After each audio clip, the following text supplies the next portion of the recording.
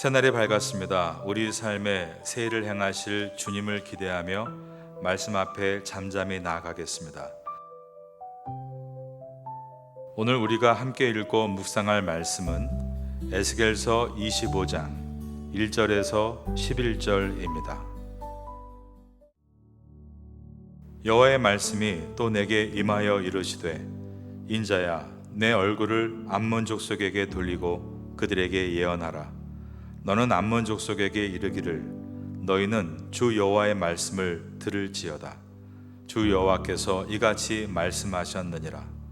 내 성소가 더럽힘을 받을 때에 내가 그것에 대하여, 이스라엘 땅이 황폐할 때에 내가 그것에 대하여, 유다 족속이 사로잡힐 때에 내가 그들에 대하여 이르기를, 아하 좋다 하였도다. 그러므로 내가 너를 동방 사람에게 기업으로 넘겨주리니 그들이 내 가운데에 진을 치며 내 가운데에 그 거처를 베풀며 내 열매를 먹으며 내 젖을 마실지라. 내가 라빠를 낙태의 우리로 만들며 암몬 족속의 땅을 양떼가 눕는 곳으로 삼은즉 내가 주 여호와인 줄을 너희가 알리라.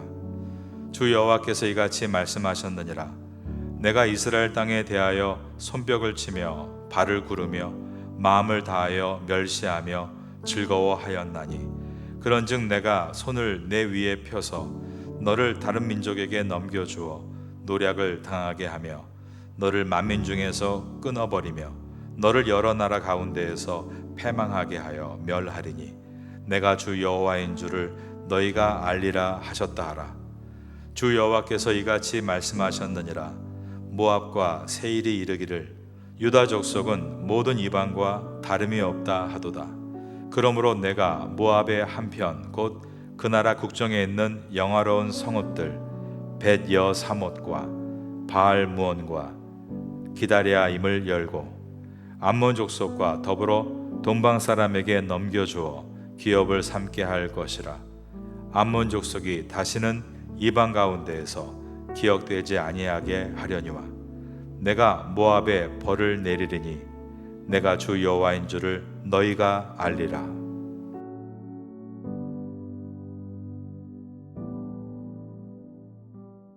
에스겔서는 크게 세 부분으로 나누어집니다. 1장부터 24장까지는 이스라엘 민족에 대한 심판과 예루살렘의 멸망의 이야기입니다. 25장부터 39장까지는 이방 민족에 대한 심판의 이야기입니다. 그리고 40장부터 48장까지는 이스라엘의 회복과 새 성전에 대한 이야기입니다. 오늘 본문이 25장부터는 이방 민족에 대한 하나님의 심판이 시작이 되고 있습니다. 이스라엘의 멸망에 대한 말씀, 이방 나라의 멸망에 대한 말씀, 그리고 나서 이스라엘의 회복에 대한 말씀의 이 패턴은 이사야서도 그리고 예레미야서도 동일하게 나타납니다. 하나님은 이스라엘 민족을 심판하시는 경고의 예언을 주시는데 언제까지 주시는가? 예루살렘이 멸망할 때까지 주십니다. 예루살렘이 멸망하기 전까지 하나님은 계속해서 이스라엘 민족은 망한다, 지금은 회개하고 돌아와야 될 때이다 라고 경고하십니다. 그러다가 망하고 나면 그 다음부터는 회복에 대한 소망을 예언해 주십니다. 하나님은 이와 같은 패턴으로 항상 선지자들을 통해 말씀해 주셨습니다. 25장부터 이어지는 이방 민족이 멸망을 당한다는 이 예언은 이스라엘 백성 측면에서 보면 회복에 대한 예언이라고 말할 수 있습니다. 지난 24장까지 이스라엘의 수도 예루살렘이 녹슨 가마처럼 다 망하고 말았습니다. 이미 바벨론이 쳐들어와서 예루살렘의 멸망이 시작이 된 것입니다. 망한 다음부터는 하나님은 이스라엘 백성이 회복되고 돌아오실 것을 말씀하고 있습니다. 그러므로 오늘부터 이어지는 이방 민족들이 멸망당한다, 이 예언은 그 자체로는 멸망에 대한 이야기지만 이스라엘 백성의 측면에서 보면 회복에 대한 예언이다라고 말할 수 있는 것입니다. 하나님이 이스라엘에만 예의주시하시고 그들만 심판하시고 그들만 망하게 하시는 것이 아니라 주변의 모든 나라들도 죄가 관영하고 있으면서 회개하지 않으면 그 모든 나라들을 심판하신다고 말씀하시므로 하나님은 모든 나라와 모든 민족을 지금도 예의주시하고 계시고 그들의 죄가 간영했을 때는 반드시 심판하시는 이 지구상의 최종 심판자이신 것을 보여주십니다. 에스겔서는 25장부터 총 7개의 주변 나라들의 심판을 보여줍니다. 7나라인데 민족으로 따지면 16개의 민족입니다. 한 나라 한 나라를 소개할 때 이스라엘을 중심으로 시계 방향으로 돌면서 이제 소개하게 될 것입니다. 하나님은 한 나라의 신이 아니십니다. 한 나라에 국한되는 지역신이 아니십니다. 왜냐하면 하나님께서 지역신이라면 이스라엘이 망했을 때 하나님도 망한 것입니다.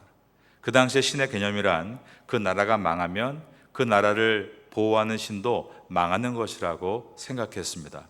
그러나 하나님은 이스라엘이 망했는데도 자기 선지자를 통해서 주변 나라들, 여러 나라에 대한 심판을 말씀하고 계십니다. 이것은 하나님은 이스라엘 한 나라의 하나님이 아니라 모든 나라의 하나님으로서 하나님은 그 시대에 있는 이스라엘 한 나라만을 간섭하시는 것이 아니라 지구상의 모든 나라들을 간섭하시고 그들의 앞날에 개입하셔서 역사를 이끌어 가시는 분이다를 보여주고 있는 것입니다. 우리는 하나님에 대해서 계속해서 넓게 생각하는 훈련을 해야 합니다.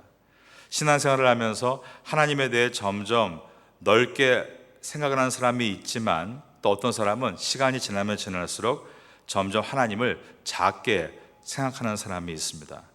내 문제에 매몰돼서 내가 먹고 사는 문제만 나의 모든 관심과 기도 제목이 모여져서 하나님에 대해서 자꾸 제한적으로 생각하는 사람들이 있다는 것입니다. 그런데 그럴 때일수록 더욱더 우리가 생각해야 할 것이 있는데 하나님은 크신 분이다라는 것입니다. 하나님은 이스라엘의 하나님만이 아니라 암몬 족속의 하나님이시고 모압의 하나님이고 애굽의 하나님이며 블레셋의 하나님이고 또한 두로와 시돈의 하나님이십니다. 이렇게 우리의 생각이 넓어질 때 우리는 하나님을 더 크신, 더 위대하신 분으로 이해해 나갈 수 있는 것입니다.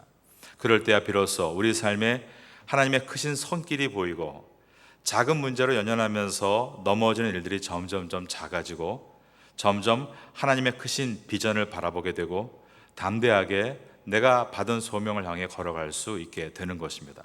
그러기에 우리는 우리가 믿는 여호와 하나님, 삼위일체 하나님이 어떤 분이신가를 이해해 나가는 것은 매우 중요합니다.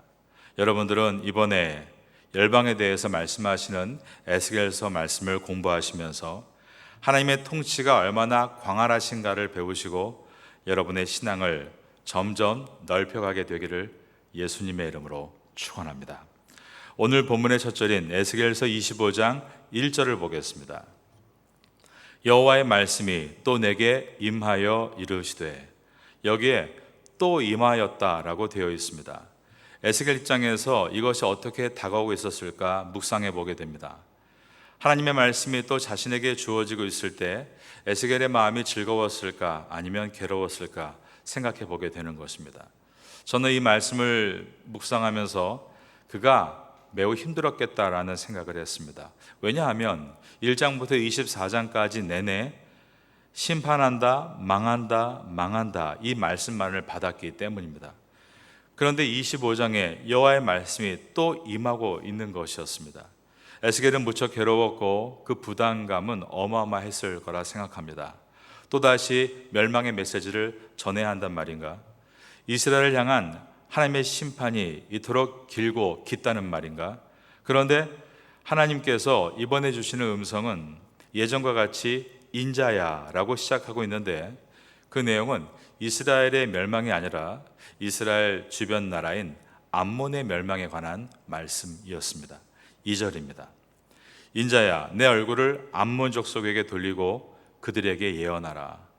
우리 성경으로 2절을 보면 이것이 긍정적인 예언인가 혹은 부정적인 예언인가를 구분해내기 어렵습니다. 하지만 원문에 보면 그들에게서 여기서 에게라는 말이 히브리어로 알이란 단어인데 알은 무엇에 대항하여라는 뜻입니다. 그래서 영어 성경 또 태국어 성경에 보면 정확하게 대항하다라는 단어가 들어 있습니다. 예언서에서 자주 나오는 이 단어 그들에게 대항하여 우리 한글 번역은 그들에게 쳐서 말하라. 여러분 한번 들어보셨을 겁니다. 이 표현이 이 R의 번역입니다. 즉 대항하다, R이라는 단어가 이 안에 들어 있습니다. 하나님은 에스겔 선지자에게 확실하게 암몬 족속을 내가 칠 것이다, 그들을 쳐서 예언하라, R이라는 말을 붙여서 말씀하고 계십니다. 중요한 것은 하나님께서 계속해서 에스겔을 부르실 때 인자야라고 부르시는 장면입니다.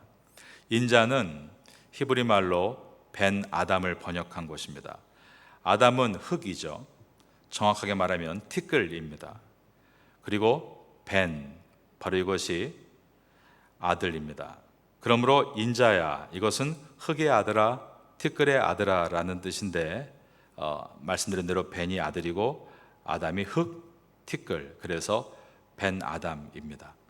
하나님께서 에스겔 선지자를 향해서 인자야라고 부르고 계십니다. 이것은 어떤 의미일까요? 너는 아무것도 아니다 라는 뜻입니다. 너는 연약한 존재라 라는 말씀입니다. 비록 에스겔 선지자가 암몬이라고 하는 한 나라를 쳐서 예언하는 엄청난 일을 하고 있지만 하나님은 에스겔에게 너는 내가 누구인지를 잊지 말아야 된다 하시며 인자야라고 말씀하십니다. 너는 연약한 존재다, 너는 흙이다, 너는 티끌이다 말씀하시는 것입니다. 우리가 각각 착각할 때가 있습니다. 내가 다 해야 되고 내가 다 고민해야 되고 내가 다 책임져야 한다라는 착각입니다. 하나님의 위대한 역사가 펼쳐지는 이 세상을 보면 하나님께서 하시는 일을 우리가 정치는 이것이 문제다, 우리의 경제는 저렇게 가면 안 된다, 저 사람은 저런 식으로 행동해선 정말 안 된다, 내가 다니는 교회도 우리 교회는 이런 식으로 하면 안 된다, 혼자 생각하고 혼자 고민하고 혼자 비평하고 그렇게 판단자가 된다는 것입니다. 그때 하나님께서 우리를 이렇게 부르시는 것입니다. 인자야, 벤 아담이라고 부르십니다. 너는 티끌이다, 너는 흙의 아들이다 라고 부르시는 것입니다. 하나님의 말씀을 내가 받으면 마치 내가 하나님이 된 것이냐, 내가 마치 뭔가 대단한 것을 얻은 것이냐, 하나님의 사자가 돼서 하나님의 심판을 내가 하고 있는 것처럼 착각할 때가 있습니다. 굉장히 위험한 것입니다. 하나님이 우리에게 어떤 감동을 주실 수 있죠. 깨달음을 주실 수도 있습니다. 깨달은 것을 전하라고 우리에게 감동을 주실 수도 있습니다. 그때 우리는 항상 어떤 태도를 취해야 되는가, 내가 벤 아담, 티끌의 아들인 것을 기억하고 온유함과 겸손함으로 그분의 철저한 대리자가 되어야 하는 것입니다. 어차피 하나님께서 다 심판하신다고 했으니까 끝난 것이 아니냐, 이웃 나라의 민족의 멸망과 쇠퇴를 너무 냉소적으로 기계적으로 바라보아서는 안 됩니다. 내가 하나님의 사람으로서 저들을 위해 기도함으로 저들의 운명을 바꾸겠다, 너무 과신하는 것도 옳지 않습니다. 하나님께서 나를 부르실 때 인자, 벤 아담이라고 부르셨지. 그렇지, 나는 티끌에 불과하지. 그러나 그 티끌을 들어쓰시는 그 위대하신 하나님께서 지금도 이 지구의 모든 나라와 민족을 그분의 주권으로 다스리고 계신다. 나를 하나님이 이 태고 땅에 작은 먼지와 같은 나를 부르셔서 주님 놀라운 일들을 지금도 이루어 가신다. 먼지 같은 나를 사용하는 그 놀라운 주님의 은혜를 우리가 찬양해야 하는 것입니다. 이러한 겸손한 낮아짐의 자세를 갖는 것이 바로 하나님의 사람이 가져야 될 모습입니다. 하나님은 에스겔에게 인자야, 티끌거리의 아들과 같다라고 하신 다음에 내 얼굴을 암몬 족속에게 돌리라 라고 말씀하셨습니다. 내 얼굴을 돌려라, 무슨 말일까요? Set your face, 영어 성경에 이렇게 나와 있는데요, 얼굴을 고정시켜라 라는 뜻입니다. 암몬 쪽을 향해서 너의 시선을 고정시켜라 입니다. 이것은 하나님께서 자신의 시선을 암몬 족속에게 고정시키려고 하시는데, 그때 하나님께서 당신의 시선을 고정시키는 일에 에스겔의 시선을 사용하신다라는 뜻입니다. 매우 영광스러운 일입니다. 그러나 또한 두려운 일이죠. 우리는 나의 시선이 하나님의 시선이 될 수 있다는 것을 기억할 때 내가 얼마나 내 시선이 왜곡되어 있는지 혹은 편파적이었는지를 돌아보아야 합니다. 내가 좋아하는 사람에게는 부드러운 시선을 보내고 내가 미워하는 사람에게는 고가운 눈을 뜨는 것입니다. 아직 일어나지도 않은 일을 나의 예단이, 그리고 나의 예측이 잘못된 시선을 만들어냅니다. 그러한 연약한 먼지 같은 나의 시선을 하나님의 시선으로 사용하신다라는 것은 굉장히 두려운 일입니다. 국가의 수장은 각 나라에 자신을 대표하는 대사를 보내죠. 그 대사의 눈빛이 곧 그 나라 대통령의 눈빛이고, 그 대사가 본 관점이 대통령의 국정에 그대로 반영이 됩니다. 그러므로 우리는 기도할 때에 하나님, 제가 바르게 볼 수 있고 또 하나님의 그 시선을 바르게 전달할 수 있는 성숙한 눈을 주세요. 이런 기도가 우리의 기도의 제목이 되어야 됩니다. 잘못 보고 섣부른 판단을 하는 눈이 되지 않기를 깨어 기도해야 하는 것입니다. 그럴 때 우리는 앞에 있는 사람과 상황을 나의 시선이 아닌 하나님의 시선으로 보게 되고 중보자 역할을 감당하는 그 땅의 선지자가 될 수 있는 것입니다. 여러분은 새벽에 나와 하나님과 기도하는 시간을 가지실 때 눈을 감는 기도의 행위를 통해서 하나님의 시선이 열리고 긍휼한 마음으로 중보의 기도를 열어가는 성숙한 성도가 되시기를 예수님의 이름으로 축원합니다. 암몬이 왜 하나님의 심판을 받아 명했는가? 3절에 나와 있습니다. 너는 암몬 족속에게 이르기를 너희는 주 여호와의 말씀을 들을지어다. 주 여호와께서 이같이 말씀하셨느니라. 내 성소가 더럽힘을 받을 때에 내가 그것에 대하여 이스라엘 땅이 황폐할 때에 내가 그것에 관하여 유다 족속이 사로잡힐 때에 내가 그들에 대하여 이르기를, 그 다음 보니까 아하 좋다 하였도다. 바로 이것이 하나님께서 암몬을 심판하신 원인이었습니다. 그것은 그들이 이웃나라가 망하는 것을 보면서 아하 좋다라고 했다는 것입니다. 암몬은 남의 잘못되는 것을 보고 기뻐했다는 말입니다. 하나님께서 이것을 악하게 보시고 그들을 심판하셨습니다. 남이 잘 안 되는 것에 대해서, 그들의 아픔에 대해서 공감하지 못하고 오히려 기뻐하는 것은 하나님께서 대단히 미워하시는 일입니다. 하나님은 이웃의 고통에 대해서 항상 함께 그 아픔을 나누어 가져야 한다라고 말씀하시고, 그러지 못하는 것에 대해서 심각한 죄로 간주하신다는 것입니다. 이스라엘이 망했을 때 주변 나라들이 함께 심판받고 멸망당한 이유는 그들의 태도 때문이었습니다. 이웃 나라의 아픔에 동참하는 대신에 이웃의 고통을 보면서 아하 좋다라고 했다는 것입니다.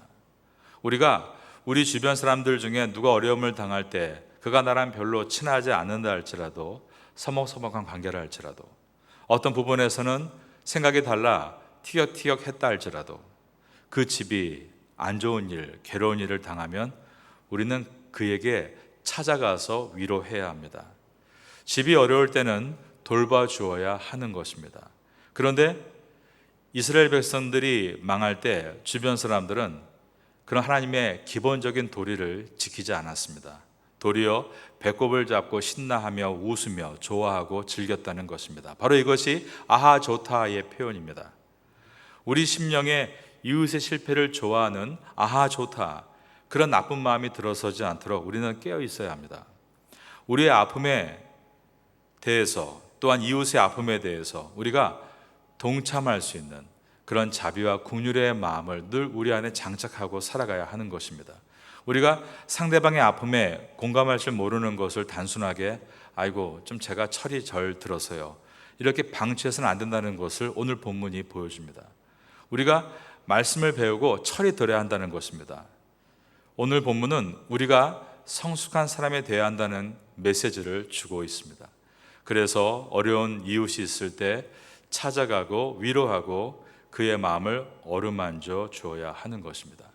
우리가 너무 냉소적인 사람이 돼서 우리 집은 좋은 집이고 이 주변의 모든 태국인들이 어려운데도 불구하고 그 어려움에 대해서 아무런 마음이 없이 그렇게 차갑게 살아가는 것이 옳은 것은 아닌 것입니다.